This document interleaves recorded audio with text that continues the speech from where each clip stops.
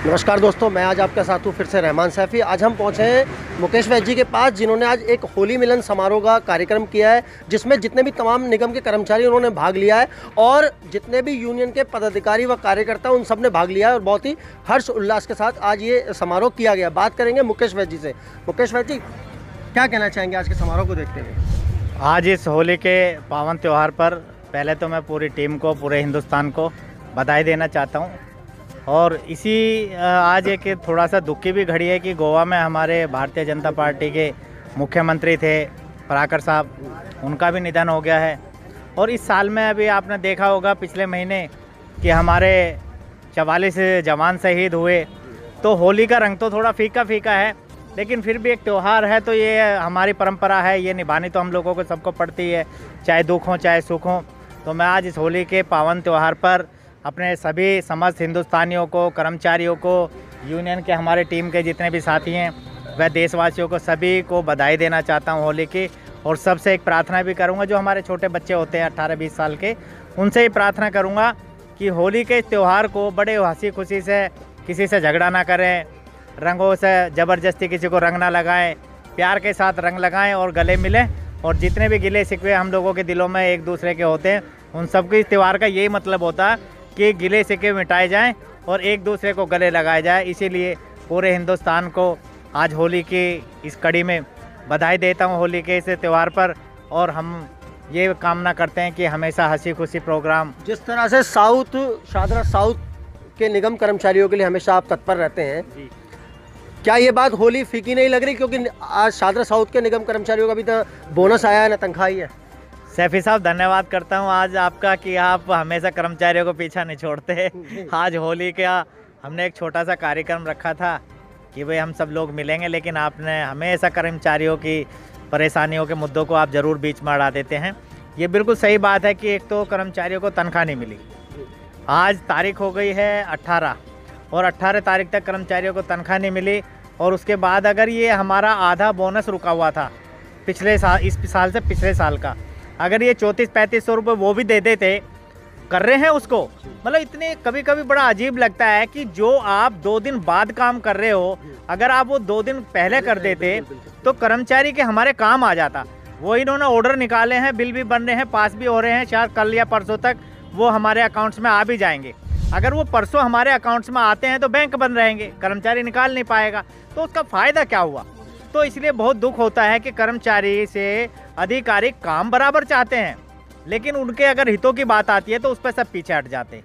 छोटी छोटी बातों के लिए भी हमारे यूनियन को, हमारे अध्यक्ष जी को, हमारी पूरी टीम को समय समय पर नोटिस लगाना और लड़ाई लड़ने के लिए तत्पर खड़े रहना पड़ता। उसके बाद ये जो हमारे अधिकार छोटे छोटे से, जबकि नॉर्थ में 10,500 रुपये के करीब बोनस मिला है, लेकिन यहाँ पर 7,000 के करीब मिला है। तो ये बहुत गलत तरीका है अधिकारियों का, ये कर्मचारियों का शोषण होता और इसका हम हमेशा विरोध करते आए हैं। और जब तक हम जिंदा रहेंगे तब तक हमेशा निगम का, अगर हमारे कर्मचारियों की समस्याएं का समाधान नहीं करेंगे तो हम हमेशा इसका विरोध करते रहेंगे। हमारे साथ यहाँ पे राजकुमार दिगान साहब भी मौजूद है, जो यूनियन के अध्यक्ष हैं। राजकुमार दिगान साहब, जानेंगे एक बात आपसे कि जिस तरह से अभी आपने पिछले दिनों हमारे कार्यक्रम जितने प्रोग्राम है उसमें देखा होगा, खाली निगम कर्मचारी के लिए काम करना ही आपके संगठन का मकसद है या उसके अलावा भी? देखिए सैफी साहब, आपके चैनल के माध्यम से और all municipal corporation staff union की ओर से मैं आपको बताना चाहता हूं कि हम ट्रेड यूनियन चलाते हैं और सन 1926 के अंतर्गत ये हमारा कायदा बनता है और हमारा ये अपना एक विश्वास भी बनता है कि हम कर्मचारी के प्रति कार्य करें, चाहे वो किसी विभाग से हो, शिक्षा विभाग से हो, हॉर्टिकल्चर विभाग से हो या वेटरनरी विभाग से हो, सीएससी विभाग से हो।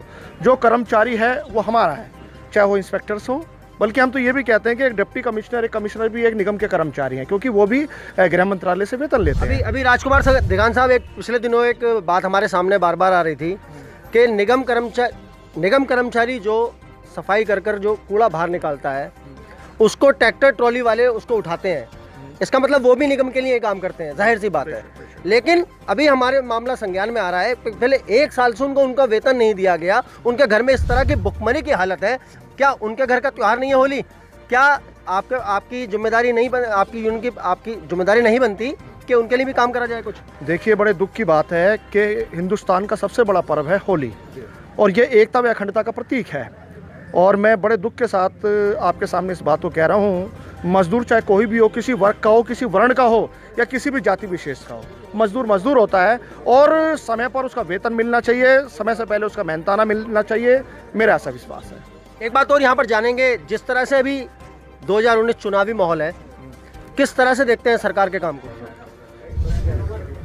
देखिए, यदि सरकार की बात करें, दिल्ली सरकार की बात करें, तो मैं आपसे एक बात कहना चाहता हूँ कि दोबारा से आम आदमी पार्टी रिपीट कर रही है और दोबारा से दिल्ली के जो मुख्यमंत्री अरविंद केजरीवाल जी नियुक्त होने वाले हैं।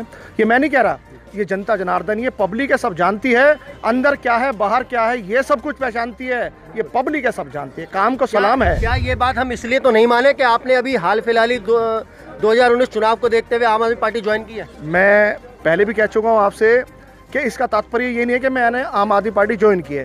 यदि मैंने आम आदमी पार्टी ज्वाइन की है तो आम आदमी पार्टी के कार्य देख के ज्वाइन की है। उन्होंने क्या कार्य किए हैं, जनता के लिए आगे और क्या करना चाहते हैं, आप व्यवस्था देखिए उसकी। जिस तरह से मोहल्ला क्लिनिक की बार बार बात उठती है, हमेशा बात उठती है, लेकिन मोहल्ला क्लिनिक के नाम पर तो काम ही नहीं हुआ कुछ भी। देखिए शैफी साहब, ये बात भी जनता कह रही है। हाँ, ये जनता कह रही है, मैं मानता हूँ इस बारे में, लेकिन जो हमारे हिंदुस्तान में जो केंद्र में है वो भारतीय जनता पार्टी है और यदि कोई भी कार्य दिल्ली सरकार करती है तो सबसे पहले एलजी की अप्रूवल होती है उसमें। जो हमारे लेफ्टिनेंट गवर्नर हैं, जितनी भी फाइलें हैं, अब मैं बताना चाहता हूँ आपको, जहाँ तक समीकरण से बताते हैं, जो भी काम किया आम आदमी पार्टी ने और जो उसके वश में होता है, चाहे आप सीसीटीवी कैमरे की बात करें, आप सरकारी अस्पतालों की बात करें, स्कूल्स की बात करें, विधवा पेंशन की बात करें, तो सब में आम आदमी पार्टी को महारत हासिल है और आम आदमी पार्टी ने काम किया है। लेकिन कुछ ऐसे काम होते हैं जिसमें केंद्र सरकार की अप्रूवल होने की आवश्यकता होती है।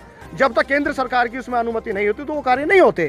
तो मेरा ऐसा मानना है कि यदि मुख्यमंत्री साहब काम करना चाहते हैं तो मुझे ऐसा लगता है केंद्र में जो बैठी है भारतीय जनता पार्टी, वो उनको काम करने नहीं दे रही है।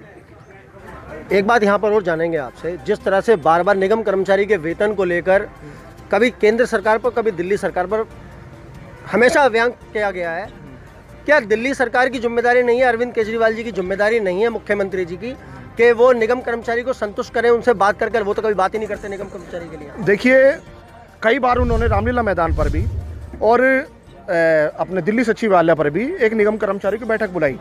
जिस समय वो प्रथम बार दिल्ली के मुख्यमंत्री बने तो उन्होंने राष्ट्रीय सफाई मजदूर कांग्रेस इंटक के जितने भी नेता हैं उनका एक डेलीगेशन अपने पास बुलाया और कम से कम 100 आदमियों को बुला के उन्होंने सेटिस्फाई किया कि भाई मैं आपको ये देने जा रहा हूँ, और उन्होंने दिया।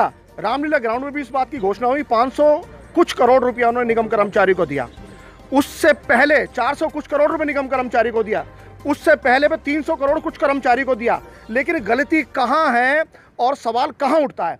देखो, जो कर्मचारी के लिए पैसा आता है, प्लान का है या नॉन प्लान का है, किस ग्रांट में आ रहा है, किस मद में आ रहा है, वो कर्मचारी के लिए आ रहा है। लेकिन उस पैसे का जो इस्तेमाल है, जो निगम में बैठी भारतीय जनता पार्टी उस किस प्रकार करती है, आप दिल्ली के तीनों मेयर से इस बात को पूछें कि जो कर्मचारी का पैसा कर्मचारी के लिए आया दिल्ली सरकार से, आप वो कर्मचारी क्यों नहीं देते हैं, क्यों इनका वेतन लेट हो रहा है? जिस तरह से अरविंद केजरीवाल जी पूरी दिल्ली के मुख्यमंत्री हैं, क्या उनको नहीं पूछना चाहिए केंद्र सरकार से? मेरी बात सुनिए, कई बारी आंदोलन करने के पश्चात आप जानते हैं जंतर मंतर पर भी प्रदर्शन चलते हैं और तीनों मेयर के यहाँ भी प्रदर्शन करते हैं। तो ऐसा नहीं है कि मतलब मारते कीड़े पड़ जाते हैं, काम अपने तरीके से होता है, कानून कानून है।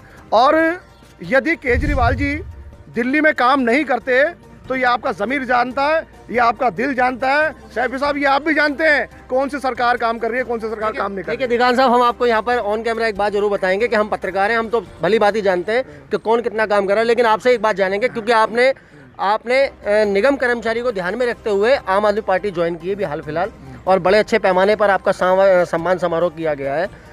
अरविंद केजरीवाल जी ने लाखों सीसीटीवी कैमरे लगवाने की बात की थी, क्या वो लगे दिल्ली के अंदर? देखिए, उसका प्रोजेक्ट तैयार है और यदि सीसीटीवी कैमरे की बात करते हैं तो कुछ कैमरे अभी लग चुके हैं और प्रोजेक्ट ऐसा होता है कि ये बड़ा छोटा काम नहीं है कोई, ये बहुत बड़े पैमाने पर काम है। इसका बजट पेश करना पड़ता है और कंपनियों को इसके ऑर्डर भी देने पड़ते हैं कि हम इस प्रकार के कैमरे लगाने, उसकी क्वालिटी, उसकी गुणवत्ता इस प्रकार की होनी चाहिए, वो कैमरे सक्सेस रहें। लेकिन मैं आपको बताना चाहता हूँ कि जो कर्मचारी की बात जो आप मुझसे कर रहे हैं, तो मैं पार्टी मैंने ज्वाइन की है लेकिन उसमें कोई पद नहीं लिया है। मैं पद तब लूंगा, उस पार्टी में तब काम करूंगा जब मेरे निगम कर्मचारियों को दिल्ली सरकार से कुछ मिले और मुख्यमंत्री कुछ दें उसकी। एक बात और यहाँ पर आखिरी बात जानेंगे आपसे इसी बात को लेकर कि जिस प्रकार से अरविंद केजरीवाल जी कह रहे हैं कि हम बिल्कुल सक्षम है, आम आदमी पार्टी सक्षम है दिल्ली के अंदर चुनाव लड़ने में, क्यों आखिर कांग्रेस के पीछे पड़ा जा रहा है गठबंधन करने के लिए? देखिए, आज वो सत्ता में है और ये सब जानते हैं कि जो सत्ता में होते हैं उन्हें गठबंधन की आवश्यकता नहीं होती।